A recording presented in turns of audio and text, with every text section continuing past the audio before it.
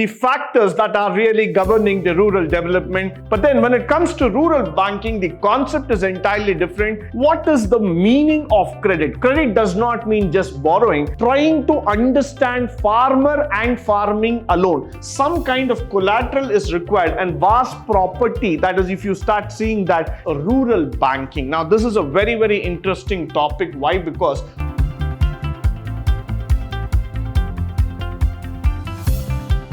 good morning and welcome to the second session of rural development.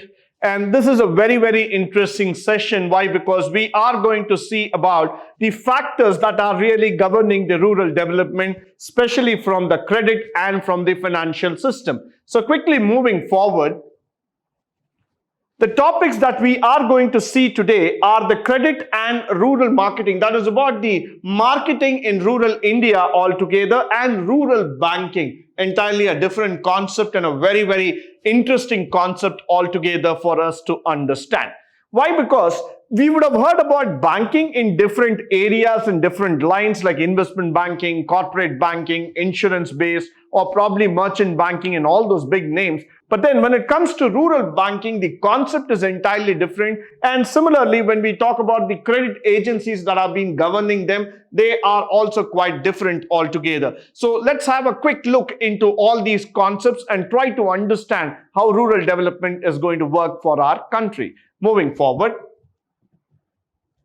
Now, the credit factor in India, especially towards the rural sector.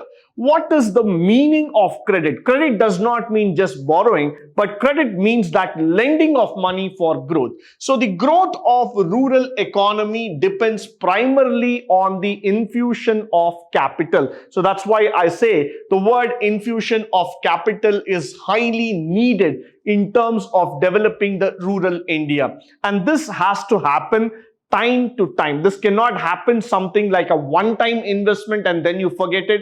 Every month, every year, this has to happen so that the rural India is benefited from the growth factor. Similarly, when you look into this rural sector, two major areas that we are going to look into is the agricultural sector and the non-agricultural sector. So two factors that are going to come here. One side, agriculture is going to be the mainstay. It is going to be the main factor that we are going to talk. And the other one that we are interested in talking about, or we are rather very much important in terms of talking, is the non-agricultural sector also. We are going to discuss about it in the coming slides. But before that, in the agricultural sector, the biggest problem is the time taken between the crop to be sown and to be developed, or that is to be taken out in terms of realization. So now what happens in the agriculture sector is that, let's say that I am a farmer and I am growing rice or wheat. So it takes a particular time for me, a time limit for me to grow that particular crop.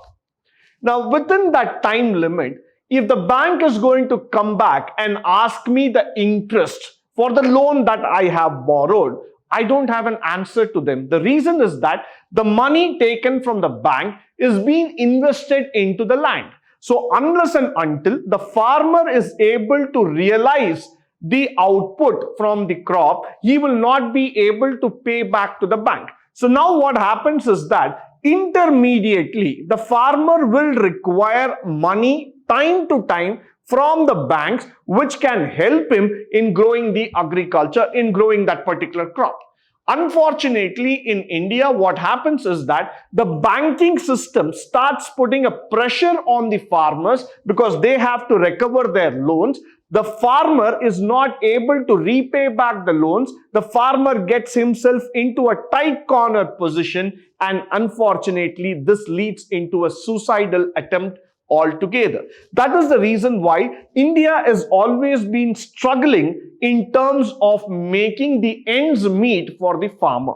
Now we have come up with a lot of guaranteed schemes and plans through which the farmer will get benefited and the farmer will get the required capital for his agricultural purpose. Now, the second thing that we need to understand here is that the initial investment that goes in terms of the seeds or the factors, that is in terms of buying a tractor or buying a particular land developing equipment and other things, have to be financed, have to be given to the farmer so that he is able to develop and he is able to take forward agriculture on a timely basis. At the time of independence, money lenders and traders exploited the small-time farmers, the uneducated farmers altogether, by putting a heavy interest, by putting them on a high tax zone altogether and collecting a lot of money from them. That made those small-time farmers not able to come back, and at some point of time they had to give up on their lands, they have to give up on agriculture and migrate their way out of the village. So that was a very sad story that happened in India in terms of putting the farmers into a complete pressurized zone altogether. Now, moving forward, the credit and marketing in rural area will also try to concentrate upon the change that has occurred after 1969, when India started adopting a social banking system and a multi-agency approach in order to meet the rural requirements. So what we were exactly trying to do here by this statement is that after the 1969, in 1971-72 was a very important year for India, because after 1972, all the banks were nationalized and the banks were started providing a kind of security and guarantee to the government altogether and to the farmers.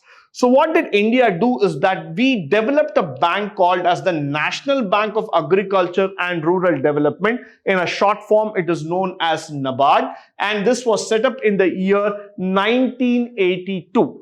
This bank was set up wholly for the help of the farmers and the rural development. The intention itself was to concentrate on the rural India. We started moving towards the rural India with the mindset that a social approach needs to be there, which means to say that we need to understand their practices, we need to understand their difficulty, we need to come forward and start knowing that how the agriculture system works. It is not about a money lending practice that needs to be followed in the rural sector. It needs to be understood with a kind-hearted approach. Why? Because most of the farmers will take their own time in terms of cultivation, the labor problems, water problem, land reforms problem, electricity problem, all kind of problems surround them, which makes agriculture a difficult profession altogether.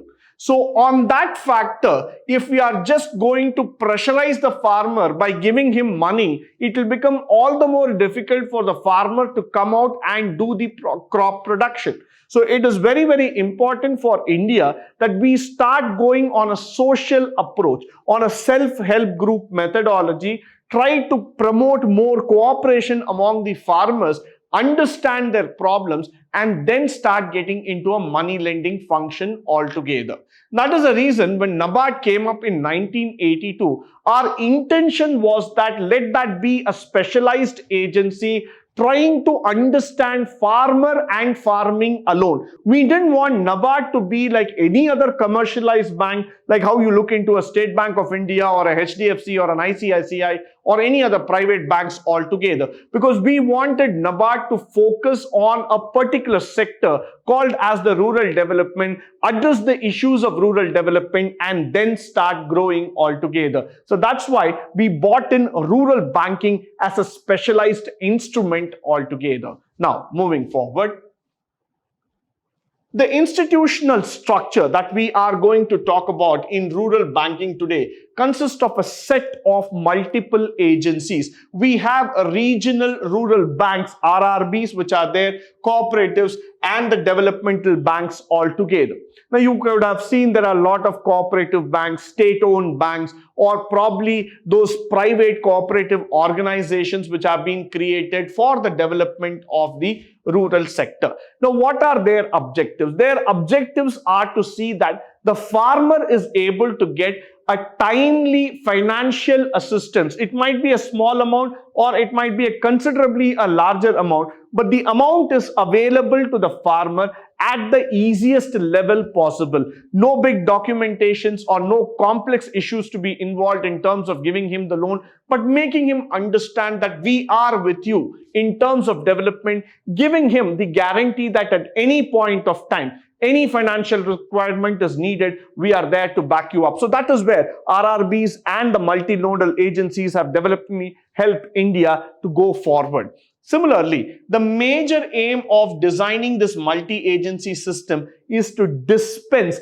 adequate credit at cheaper rates. So it is very, very important for all of us to understand at this juncture that the aim of this agency itself was to build a system through which adequate credit could be available at a cheaper rate altogether, at a cheaper facility altogether. So that is what we wanted to do. We didn't want to give away things so easily. We didn't want people to just give away the factors of money just like that. We wanted the farmer to understand. At the same time, we also need to understand the difficulties of agriculture and provide timely help for the farmer.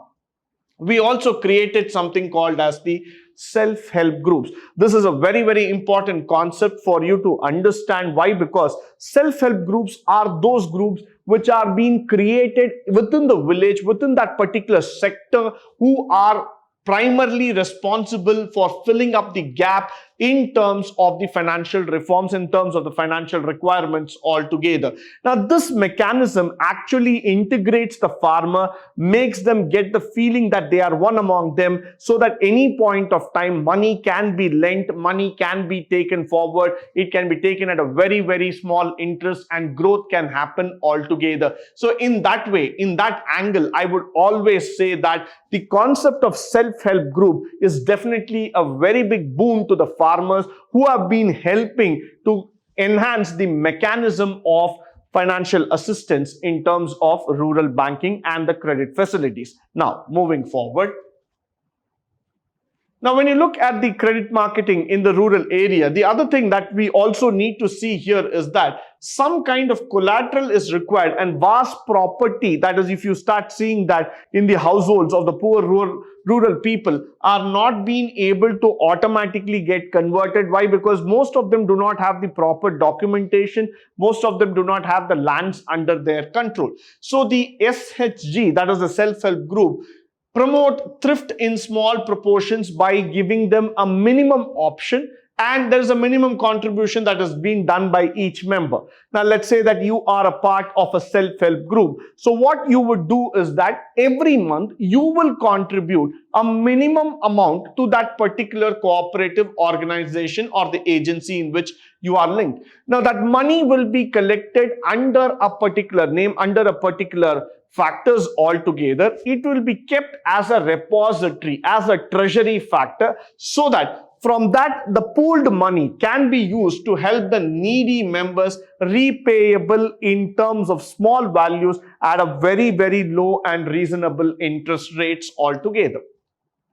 To give you an example of self-help groups, in Kerala, most of the rubber plantation association workers, they were the people who had first developed on the self-help groups. Similarly, in Maharashtra, you have several self-help groups who work towards in the dairy farming association. Now, what these people try to do here is that they will try to build in a small cooperative society where each member will contribute a significant amount. It might be a very, very small amount also, but towards the development of their own community. So when the money is pooled together, they will have sufficient amount which will be deposited under a particular name, under a particular trust, and whenever a farmer requires any assistance from that, the money is given to him at a very, very reasonable rate of interest. So that is a very, very nice and a useful concept which I would definitely like to say in terms of helping the farmers to grow the agriculture.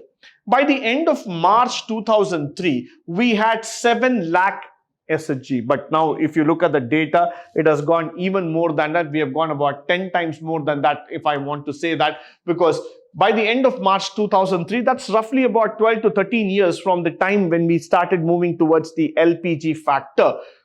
no, most of the development started happening only after 2003 and 2004 altogether. These 2 years were important for us. Why? Because the concept of rural development started sinking into India only on this particular year. So if you see in the year 2003-2004, we had quite close to 7 lakh plus self-help groups who were trying to help the farmers come out of poverty and help in the rural development sector altogether. So that was very, very important, and that was actually helping them to overcome the microcredit programs, because this microcredit programs gives a lot of push in terms of development towards farming, in terms of development towards the agricultural sector altogether. Now, moving forward, we started understanding this concept called as rural banking. Now, this is a very, very interesting topic. Why? Because rural banking is not something which is very, very similar, that kind of the normal banks which you see. Rural banking is actually, if you start getting into a critical appraisal mode, you will understand that the rapid expansion that happened towards the rural farm activities and the non-farm activities, where we wanted to specialize, where we want to give in our full time to develop the farming and the necessary activities, we came up with specialized banks and agencies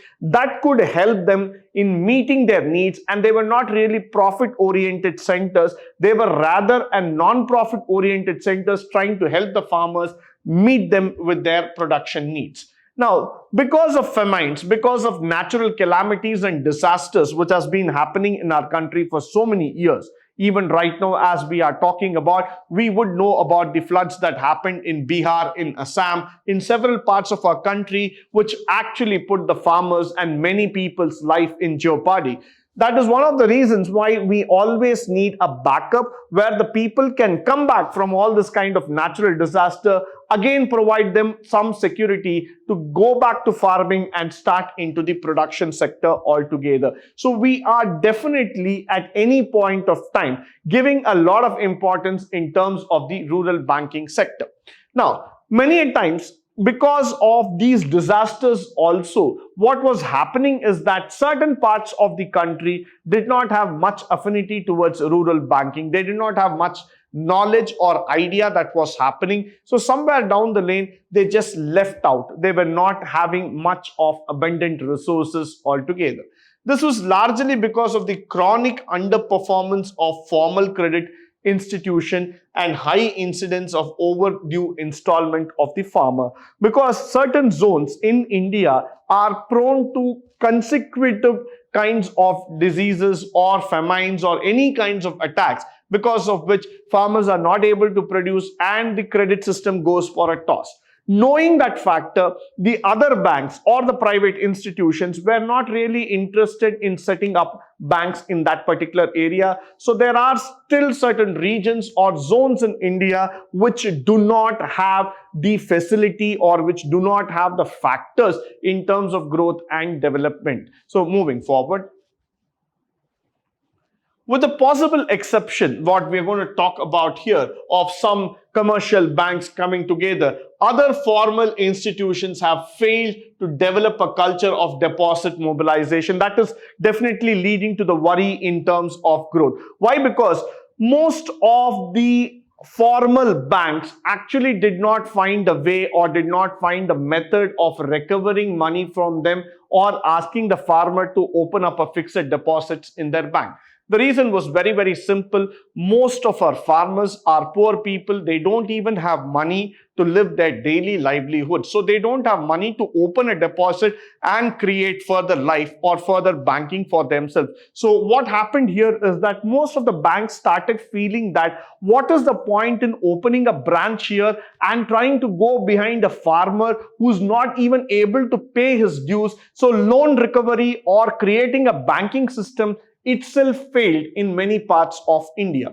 Moving forward, when we started seeing the agriculture loan default that has been chronically high in certain cases, where I would say that it is above 50% altogether, the defaulters were very high because they were not able to pay back, they were not able to give back the system what they wanted. That affected the smooth functioning of the bank. that affected the system altogether, and that was the reason why banks never wanted to come back. The banks never wanted to start up banking in those areas. Thus, the expansion and promotion of banking sector, especially on the rural side, has taken a backseat in terms of reform. That was one of the reasons. Today, if you see that most of the private banks, they started up in tier 1 and tier 2 cities, but they refused to go to small villages. If you go to any of the city today, you will probably see some hundreds and thousands of private banks with fancy names, with fancy deposit schemes and things together, but they don't try to move towards the rural sector because of these problems. There is not much of loan recovery, there's not much of growth, not much of deposit mobilization. At some point of time, the farmer is crumbling down because of pressure, because of chronic diseases, chronic facilities and fatalities that are happening altogether, and all these factors lead to a destruction in terms of the banking system altogether. Moving forward,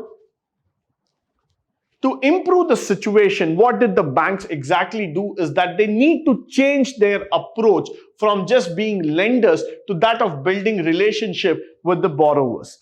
Of late, if you see that there are a lot of small private banks and institutions that have come up in India which are trying to understand the relationship building process with the farmer. They want to understand the rural sector very clearly. They want to tell people that we are not just money lenders, but we are people who are interested to help you to develop and to grow with you in terms of your profession. So that has been one of the most important things which I would like to say today, because with the amount of bank coming to the doorstep, making the farmer understand the need for money, developing with him and growing the agricultural and the rural development system altogether has definitely been a very big positive effect in terms of overall development of the economy. Similarly, the moment you start seeing the banking system penetrating into the rural India, the habit of thrift and efficient utilization of financial resources has definitely enhanced. Today, most of the farmers, most of the people living even in rural India are exposed to ATM, are exposed to different financial schemes. They are also part of the insurance sector. They have been provided with different amenities, checkbook, banking facilities, e-banking and all those things, which has now made them understand the importance of savings altogether. So when you see that a sector is being penetrated with a good force, with a good amount of possibilities and feasibilities flowing inside, automatically the development starts picking up. So that is why we say that banking system has definitely contributed to the rural development of India. Moving forward, with this, we come to the conclusion for today's session. I hope and believe that you would have understood something from this session in terms of information, in terms of knowledge. Moving forward, we will be trying to understand about the agricultural marketing system and the different forms of rural development. Until then, stay tuned, stay blessed, and stay enlightened forever. Thank you once again for joining me today.